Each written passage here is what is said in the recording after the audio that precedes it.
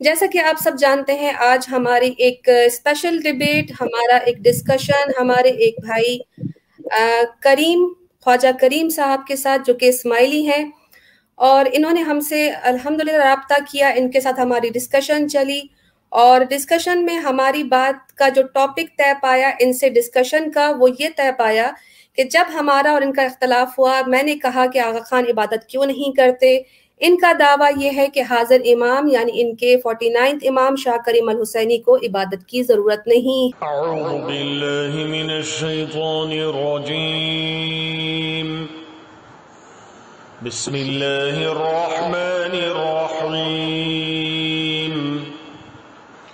वमा खलक़तुल जिन्न वल इंस इल्ला लियअबुदून मा उरीदु मिनहुम मिर रिज़्क़िन वमा उरीदु अन युत्इमून इन्नल्लाह हुवर रज़्ज़ाक़ु ज़ुल क़ुव्वतिल मतीन। मैंने जिन्नात और इंसानों को महज इसलिए पैदा किया है कि वो सिर्फ मेरी इबादत करें। न मैं उनसे रोजी चाहता हूँ, न मेरी ये चाहत है कि मुझे खिलाएं। अल्लाह तो खुद ही सबका रोजी रसा, तवानाई वाला और जोर आवर है। अल्लाह सुब्हानहू तआला का हमारे ऊपर हक, अल्लाह हमसे चाहता है कि हम सिर्फ उसी की इबादत करें।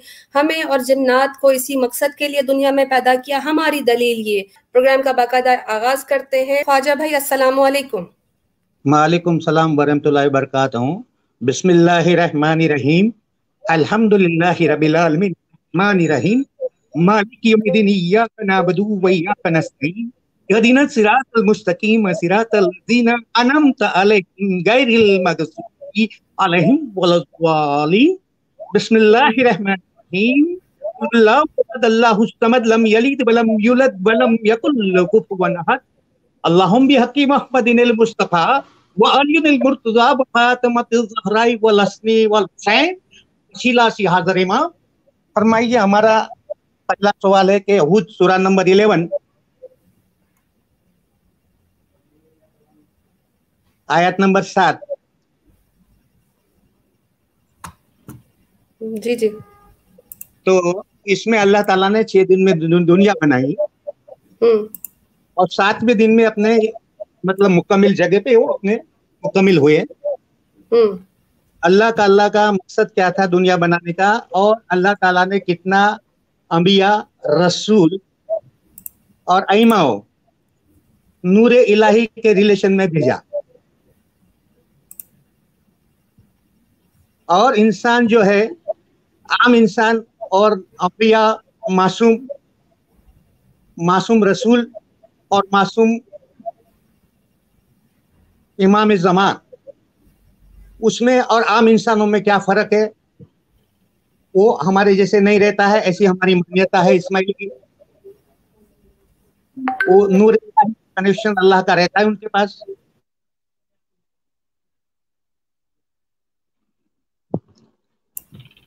जी जी, आप कंटिन्यू किया, आपका टाइम निकल रहा है, बोलिए। हाँ, तो हमारा तरीका ये है कि हम लोग सवेरे शाम 2 ही टाइम हमारी दुआ का रखता है जमात के अंदर। इसमें लेडीज जेंट्स सब वगैरह आ सकते हैं। और ताजुद के अंदर ही जिसको स्पेशल इबादत करने की इच्छा है वो ताजुद भी पढ़ सकते हैं, इबादत कर सकते हैं। ये इस्माइलिज्म का पुराना तरीका है। और करीबन 1000 साल पहले हम लोग शरीयती लोग के साथ में थे इस्माइलिज्म। हमारे 23rd इमाम मौलाना हसन अल्लाह सलाम तक। उसके बाद से हम लोग को शरीयत से आजाद किया है। और उस शरीयत से आजाद जो है, जो रसूल पाक सल्लल्लाहु अलैहि वसल्लम ने चलाई थी शुरू में, और 300 साल के बाद हमारे इमाम साहब ने हम लोग को बोला इसको आप छोड़ दो और अपना तरीका अलग अपनाओ। और उस तरीके से हम लोग कायम हैं और इंशाअल्लाह आगे भी कायम रहेंगे। जी ठीक है। आगे। हाँ जी, अभी आपके तकरीबन 8 मिनट बाकी हैं। आपने ये साबित करना है कि हाजिर इमाम को इबादत की जरूरत क्यों नहीं है। बाद में मेरा सवाल ये है कि रसूल जितने भी भेजे अल्लाह ताला ने, अंबिया जो भी भेजे हैं, 1,24,000 कम बेसी है, रसूल कितना है वगैरह, मेरे को आपसे जानना है कि भाई आपको रसूल का रिलेशन या अंबिया का रिलेशन किस तरीके का है सुन्नी तरीका में, समझे क्या आप? अच्छा, यानी आप सवाल करना चाह रहे। सवाल करने से पहले आपसे ये सवाल किया जाएगा कि क्या आपने अपनी दलील पूरी कर दी इस बात की कि हाजिर इमाम को इबादत की जरूरत नहीं है, इसकी आपने बात मुकम्मल कर ली है? हाँ, ये मेरी बात पहले से भी मुकम्मल है कि हाजिर इमाम को इबादत करने की, बंदगी करने की जरूरत नहीं है कि जैसे आम आदमी करते हैं। अच्छा, आपके अभी जो है वो 3.5 मिनट हुए हैं। अभी आपकी इजाजत से हम जो है हाँ, वो माइक दे देते हैं अली भाई को। अली भाई, हाँ, दे अस्सलाम दीजिए, वालेकुम। दे दीजिए।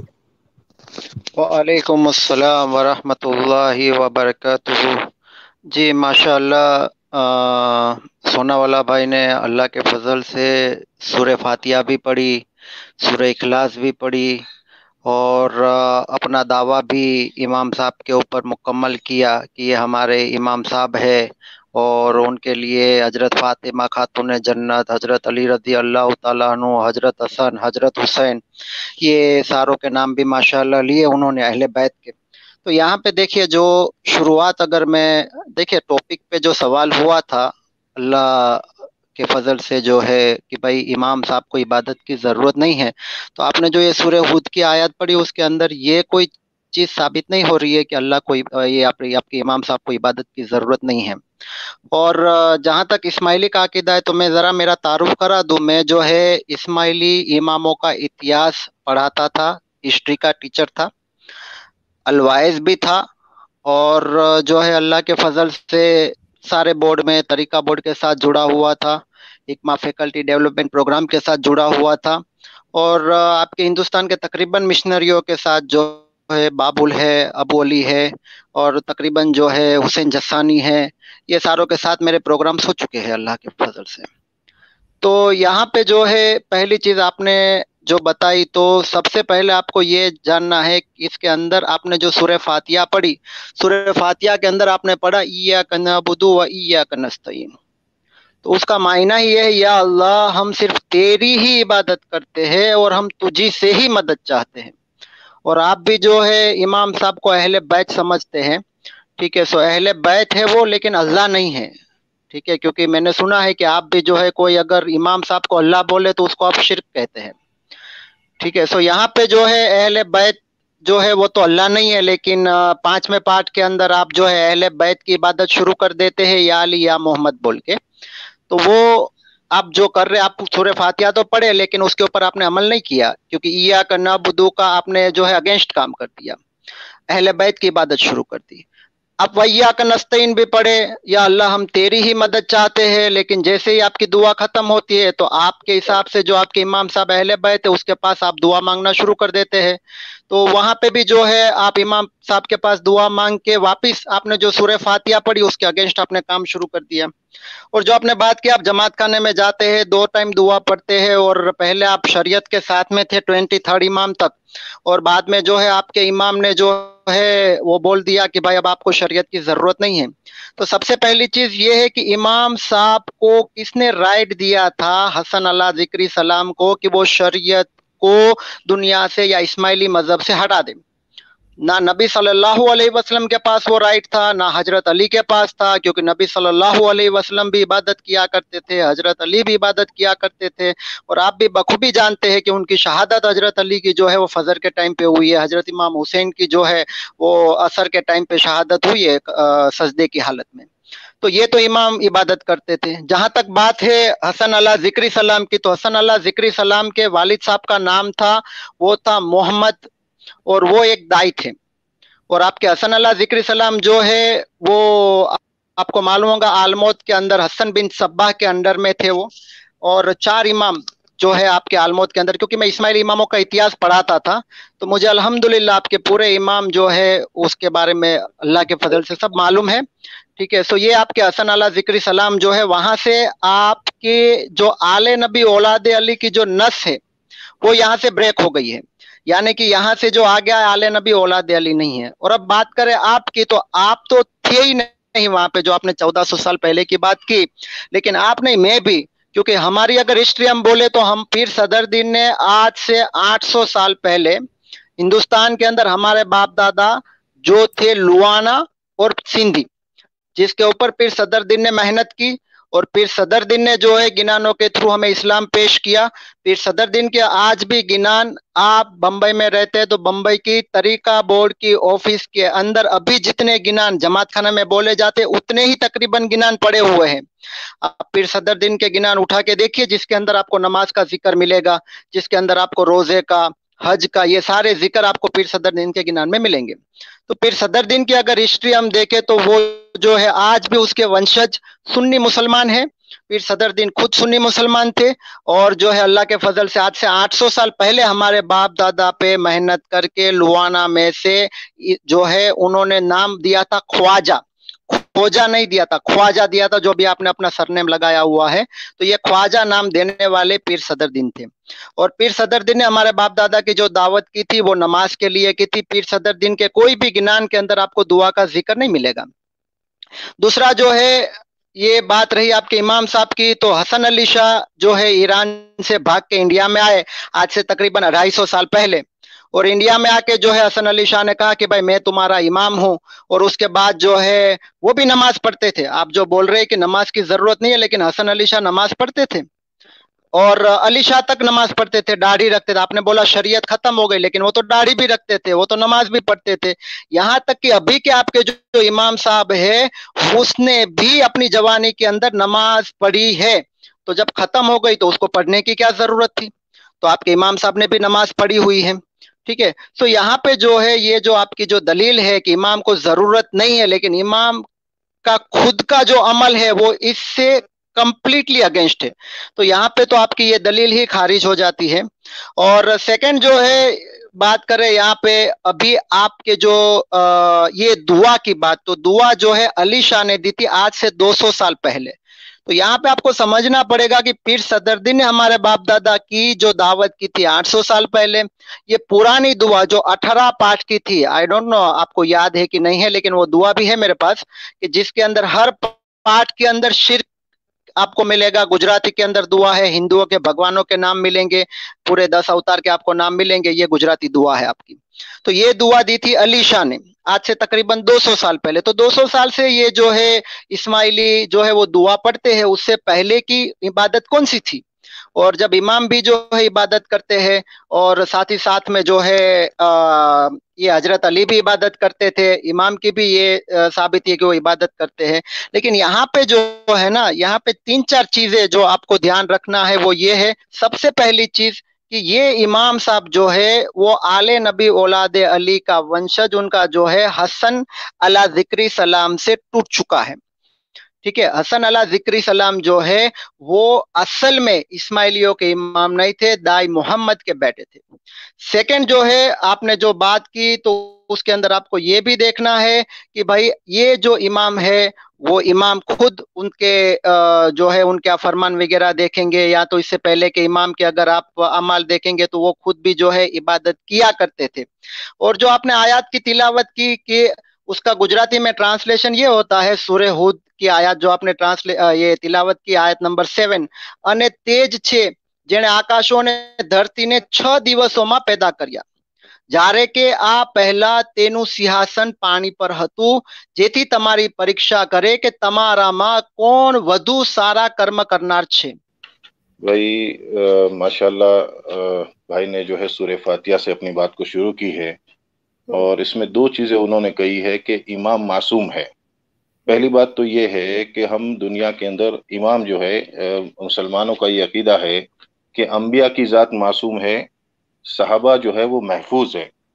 अंबिया की ज़ात जो है मासूम है क्योंकि नबूवत का बोझ उनके ऊपर होता है, तो नबूवत के अंदर जो है नबूवत जो है उसमें नबूवत ही अंबिया अलैहिस्सलाम होते हैं, वो मासूम होते हैं, उनसे गुनाह नहीं होते हैं। अच्छा, दूसरी बात जो ये बताना चाह रहा हूँ कि अल्लाह ताला ने मुझे और आपको दुनिया के अंदर क्यों पैदा किया है। अल्लाह ताला ने दुनिया के अंदर, अल्लाह ताला कुरान के अंदर फरमाते हैं, अल्लाह ने अपने कुरान में पढ़ा होगा जिसका खुलासा है कि अल्लाह हमसे एक सवाल पूछते हैं जो शायद हमने अपने आप को कभी ये सवाल नहीं पूछा है। आज हमारी जिंदगी 40-50 साल की हो गई, हमने अपने आप को कभी सवाल नहीं पूछा कि हम अल्लाह ने हमको दुनिया में क्यों भेजा है। अल्लाह ताला हमसे कुरान में सवाल करते हैं कि क्या तुमने यह गुमान कर रखा था कि हमने तुमको बस यूं ही बेकार पैदा किया है, और क्या तुमने यह गुमान कर रखा था कि तुम हमारी तरफ वापस लौटाए नहीं जाओगे। और एक जगह पे अल्लाह ताला इसी का जवाब देते हैं कि हमने इंसान और जिन्नात को सिर्फ मेरी इबादत करने के लिए पैदा किया है। इंसान और जिन्नात को सिर्फ मेरी इबादत करने के लिए पैदा किया है। तो जितने भी इंसान हैं इस दुनिया के अंदर आए हैं, चाहे वो अंबिया हो, चाहे वो सहाबा हो, चाहे वो हजरत अली हो, चाहे वो हजरत हसन रजी अल्लाह अन्हु हो, चाहे वो हजरत इमाम हुसैन हो, सभी को अल्लाह ताला ने उसकी इबादत के लिए पैदा किया है। इबादत से किसी को माफी नहीं है, इबादत से किसी को माफी नहीं है। तो ये चीज हमें एक चीज क्लियर होना चाहिए, जैसे कि बता रहे कि भाई जो है आगा खान को इबादत की जरूरत नहीं है, तो हमारी ये दलील है कि अल्लाह ताला ने पूरे इंसानों को जो है उसकी इबादत के लिए पैदा किया है। और इमाम जो है वो एक इंसान है, वो कोई फरिश्ते नहीं है, वो कोई अल्लाह नऊजुबिल्लाह नहीं है। क्योंकि अगर कुल अल्लाह हुआ, अगर हम छठे पाठ में पढ़ते हैं दुआ के अंदर कि कुल हुवल्लाह बिस्मिल्लाहिर रहमानिर रहीम कुल हुवल्लाहु अहद अल्लाहु समद लम यलिद वलम यूलद वलम यकुल लहू कुफुवन अहद, ये जो है कुरान की आयत के अंदर अल्लाह ने अपनी सिफात का खुलासा किया है। अल्लाह ताला फरमाते हैं कि कहो कि अल्लाह एक ही है और अल्लाह बेनियाज है, ना वो किसी से पैदा हुआ है ना उससे कोई पैदा हुआ है, उसके जैसा और कोई भी नहीं है। तो जब कोई भी इंसान अगर इसके अंदर फिट होता है तो हम उसको अल्लाह मान सकते हैं कि अल्लाह एक है, अल्लाह एक है। हम सब तो अलग अलग, अल्लाह समद, अल्लाह बेनियाज है, अल्लाह को किसी चीज की जरूरत नहीं है। हम सब इंसान है, चाहे हजरत अली हो, चाहे अल्लाह के नबी सल्लल्लाहु अलैहि वसल्लम हो, या कोई भी सहाबा हो, या कोई भी इमाम हो, कोई भी औलिया अल्लाह हो, दुनिया का कोई सी बड़े से बड़ा तकवे वाला कोई भी अगर कोई बुजुर्गान दीन हो, हर आदमी जो है वो इंसान है, क्योंकि उसको सांस लेने की जरूरत है, अल्लाह को सांस लेने की जरूरत नहीं है। इंसान को जिंदा रहने के लिए खाने की जरूरत है, लेकिन अल्लाह को जो है जिंदा रहने के लिए खाने की जरूरत नहीं। अल्लाह खुद कुरान के अंदर फरमाते हैं कि अल्लाह को ना तो नींद आती है, ना ऊंघ आती है, ना उसका झोंका आता है। तो जो है ये अल्लाह की जात है। अल्लाह आगे फरमाते हैं कि भाई लम यलिद वलम यूलद, कि ना उससे कोई पैदा हुआ, ना उसने किसी को उससे कोई पैदा हुआ, ना वो किसी से पैदा हुआ है। हम सब जानते हैं कि हम जो इमाम जिसको कहते हैं करीम आगा खान साहब को, उनके वालिदैन थे, उनके माँ बाप थे, उनके बच्चे हैं। तो ये जो है इस बात की दलील है कि वो जो इंसान है, और जब इंसान है तो उनके लिए जो है इबादत जो है वो शर्त है, क्योंकि अल्लाह ने इंसानों को इबादत के लिए पैदा किया है और किसी काम के लिए पैदा नहीं किया है। ओके, हम यहाँ पे 20 मिनट्स, बल्कि 20 मिनट से 21 मिनट्स हो गए। हम अपने भाई करीम को जो है वो जो हमारे इस्माइली भाई हैं उनको मौका देते हैं कि अब तक जिन्होंने बातें सुनी उसके जवाब में जल्दी से, हमें इनके पास अब 5 मिनट और हैं। जी जी करीम भाई। जो ये अभी दुआ का जो बताया, हमारे इमामों का जो जिक्र किया है, वो हमारा इमाम साहब नबी साहब की एक हदीस है कि मेरे बाद 300 साल के बाद या 300 साल के करीबन आसपास मगरिब से सूर्य निकलेगा। वो इमाम सल्तनत 11 इमाम से शुरू हुआ है, मौलाना मेहदी अलैहिस्सलाम, और वो 18 इमाम हमारा मौलाना मुस्तनसिर बिल्लाह अलैहिस्सलाम तक कंटिन्यू रहा है, और वो तक बोरी भाई लोग हमारे साथ में थे। ये आपको नॉलेज में होना चाहिए, और उसका क्लियर इतिहास है इमामों का। इसके बाद तो बहुत कुछ मैं मतलब आगे भी जानता हूं, लेकिन मैं इसका खुलासा करता हूं कि भाई साहब ने जो बताया इमामों का इतिहास एकदम रॉन्ग बताया है। इनको कुछ भी मालूम नहीं इस तरीके से बताया है, क्योंकि मेरे पास पूरा इतिहास है और डॉक्यूमेंटली प्रूफ है और प्रैक्टिकल जगह का भी प्रूफ है। और जो इमाम है 49 हमारा, वो जनरेशन आले नबी औलाद अली का एक नूरानी फैमिली जो बोलता है, जो मासूम रहता है फैमिली में एक, उनको ही इमाम बनाया जाता है। और जैसे हजरत इब्राहिम अलैहिस्सलाम को सूरा नंबर 2 आयत नंबर 124, इसमें अल्लाह ताला ने, अल्लाह का खास दोस्त थे, खास खलील थे और बहुत कुछ थे, आजमाइश लेने के बाद में कुर्बानी का हजरत इस्माइल अलैहिस्सलाम का, इसके बाद इमाम बनाया। तो अल्लाह ताला को ही इमाम बनाने का पावर है, अल्लाह ताला को ही खलीफा बनाने का पावर है, नहीं कि किसी इंसानों के अंदर। ये सरासरी आप लोग का गुमराही है और गलतफहमी है। इसलिए आप लोग इसमें पूरा कुरान के अंदर से सामने आओ तो आप क्लियर हो सकता है। दुआ बाद में हमारी आती है, दुआ कुरान में से ही है, और दुआ में भी हम आएंगे, दुआ से हम अलग भागेंगे नहीं। तो ये जो क्लियर हमारा इमाम है, इसका जनरेशन मौला अली, फिर मौला हुसैन, मौलाना ज़ैनुल आबदीन, मौलाना मोहम्मद बिन बाकिर, मौलाना जाफर सादिक, मौलाना इस्माइल, ऐसा 49 रनिंग ब्लड रिलेशन है। और कुरान में ये साबित है कि मैंने नबी, रसूल और आइमा ब्लड रिलेशन से चलाया है। ये सबका नाम कुरान में रेफरेंस में है, आइमा का, रसूल का, अंबिया का, ये कुरान से रेफरेंस है। और मैं आपको 20 जगह में दिखा सकता हूं, एक नहीं। तो ये जब बात आप जो बोल रहे हैं दाई का बेटा था, दाई का बेटा जो था उसको कभी भी इमामत मिलेगी नहीं, और वो सब गलत सरासरी झूठ है। ऐसा ही हमारा सिक्स इमाम के टाइम हमारे जो शिया इसनसरी भाई है, इन्होंने भी गलतफहमी की थी और मूसा काजिम की तरफ चले गए थे, और मूसा काजिम को इमाम मान लिए थे, 2 इमाम के बाद इमाम पर्दा हो गया। इसी तरह हमारा बोरी भाइयों भी इमाम मान लिए थे गलत, 23 इमाम तक चले, 21 और 21 के बाद फिर दाइश चलाया। तो अल्लाह ताला ने कुरान में फरमाया कि अगर कोई झूठी इमामत दिखाएगा तो उसका मैं जड़ खत्म कर दूंगा, उसका वंश खत्म कर दूंगा। तो ये वंश तो कयामत तक चलने वाला है, मौला अली का, आले रसूल का, आले नबी, औलाद अली, इसमें अल्लाह पाक ने मासूमियत इमामत कायम किया है। इससे तो कहीं साबित नहीं होता है कि इससे तो कहीं पर भी साबित नहीं होता है कि भाई इमाम को जो है इबादत की जरूरत नहीं, इबादत की जरूरत नहीं है, इबादत की जरूरत नहीं है। देखिए आपने सूरा नंबर 2 मेरी बात सुनिए, पहला आपने जो झूठ बोला है, आपने जो इमाम के बारे में झूठी जो बात किया गया, पक्का नॉलेज है उतना बोला, ये समझ के चलो। मेरा नॉलेज पक्का है, आले रसूल, हसन, इमाम हुसैन टाइप, और उसको खानदान को यजीद शैतान ने खत्म किया, लानती ने। इसके बाद जैनुल आबिदीन साहब एक बच्चे थे जो बीमार थे, उससे इमामत चली है। फिर 11 इमाम, मौलाना मेहदी अलैहिस्सलाम, 18 तक बोरी लोग हमारे साथ में रहा, मौलाना निज़ार, मौलाना मुस्तनसिर बिल्ला, और इसके बाद 23 मौलाना अल्लाह जिक्र इस्लाम, 29 मौलाना इस्लाम कासम शाह, इन्होंने गुजरात में हमारे पीरों को भेजा। 30 इमाम श्री इस्लाम शाह, इन्होंने पीर सदरुद्दीन को भेजा, और दुआ जो बना के दिया है वो पीर सदरुद्दीन ने बना के दिए। हम लोग पूरे हिंदू थे, बराबर थे, 100% बात सही है। उसने हिंदुआ तरीका समझा के हमको हाजर का इंट्रोडक्शन बताया कि हिंदू में जैसा क्रिश्चियन अपना कृष्णा को मानते हैं, राम को मानते हैं, जिस तरीके आप लोग ये मानते हो, इसमें आपको ये तरीका जो है गलत है। आपको हाजर तरीका को मानना है जो ऐमाए अल्लाह के तरफ से होता है, और वो हाजिर होता है, वो कभी गैप नहीं होता है। जो अभी भी आपने जो बताया सूरा 255 आयत, आयतुल कुर्सी, उसमें खुलासा है। सूरा 57 आयत नंबर 3, वलु अव्वल, वलु आखिर, वलु जाहिर, वलु बातुन।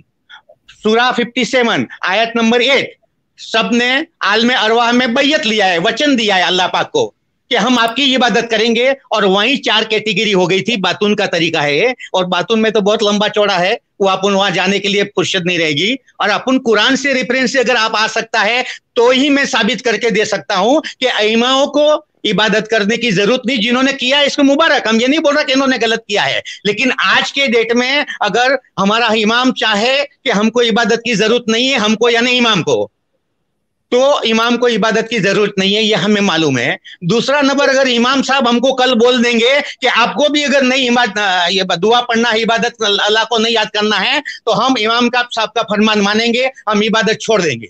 इतना हमारा इमाम पर हमको विश्वास है। 20 seconds remaining, और बाकी है बस 20 seconds, खत्म हो गया आपका टाइम जी, अभी 20 सेकंड है। बस खत्म हो गया। अस्सलाम वालेकुम। देखिए साहब, ये जो है ना स्क्रीन, जी आप इल्जाम लगाए, आपने झूठी जी, ये स्क्रीन के ऊपर जो है ना ये बुक मैं चाहूंगा जरा आप हाईलाइट करें तो जरा चाचा देख पाए।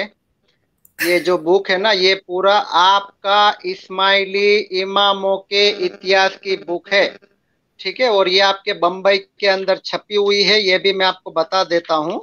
और मेरे पास वक्त कम है, लेकिन आपने जो कुरान की जो आप बात कर रहे हैं, लेकिन यहाँ पे जो सुनने वाले हैं, और बाद में आप खुद अपना प्रोग्राम सुन लीजिएगा कि कुरान से आपने कुछ भी साबित किया नहीं है, कुरान से आपने एक चीज भी साबित नहीं की। और जहां तक आपकी बात रही कि बोहरी ने नहीं माना, तो मैं आपको एक सिंपल सी बात बोलता हूँ, ना तो बोहरी के साथ आप थे, ना इश्नासरी के साथ आप थे।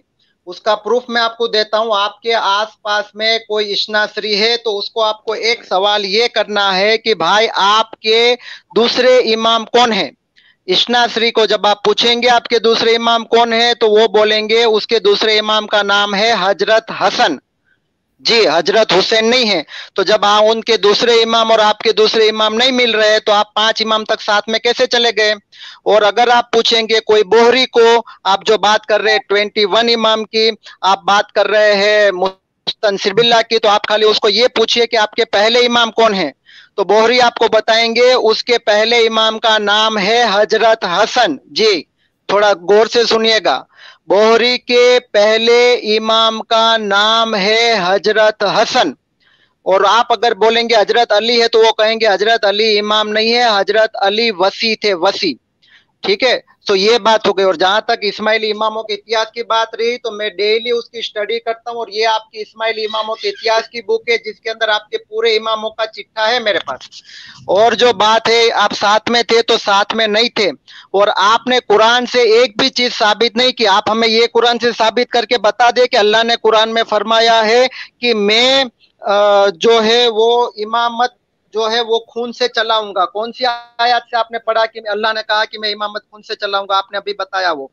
और आपने जो बताया कि कुरान के अंदर अल्लाह ने फरमाया है कि मैं इमामों को जो है मैं चूज करता हूँ इमामों को, तो कौन सी ऐसी आयत है जहां पे आपके ये आगा खान साहब को अल्लाह की तरफ से आयत आ गई आपके पास कि उन्होंने ये आगा खान को इमाम चूज किया है?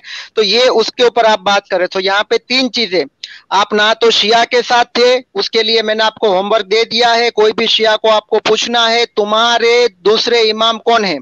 ना आप बोहरी के साथ थे जो असल में इस्माइली है, बोहरी जो है ना वो इस्माइली है, ये जो हम है ना वो खोजे है, खोजे वो आप कह सकते हैं, उसके अंदर मुमना है, कच्ची, वो एक लंबी स्टोरी है, वो कभी मैं आपको पर्सनल में बताऊंगा। लेकिन आप बोहरी जो है वो असल इस्माइली है।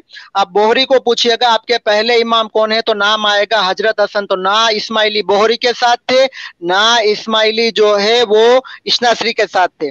और यहाँ पे आपके लिए सवाल ये है कि आपको दो आयतें, कुरान से आपने बात करने के लिए बोला है तो दो आयतें आपको बताना है। पहली आयत जिसमें अल्लाह ने कहा हो कि मैं इमामत जो है वो खून में से चलाऊंगा, और दूसरी आयत आपको ये बताना है कि अल्लाह ने कुरान में फरमाया है कि मैं जो है जो अगर कोई इमामत का दावा करेगा तो मैं उसको खत्म कर दूंगा। ये दो चीज आप कुरान वो आयत हमें जरा रेफरेंस दे दे, जज़ाकल्लाह। सोना वाला भाई मौजूद नहीं है, असल में मुझे उनके सामने ही बोलना था कि इबादत जो है वो तो अल्लाह के नबी से भी माफ नहीं थी, इबादत अल्लाह के नबी से भी माफ नहीं थी।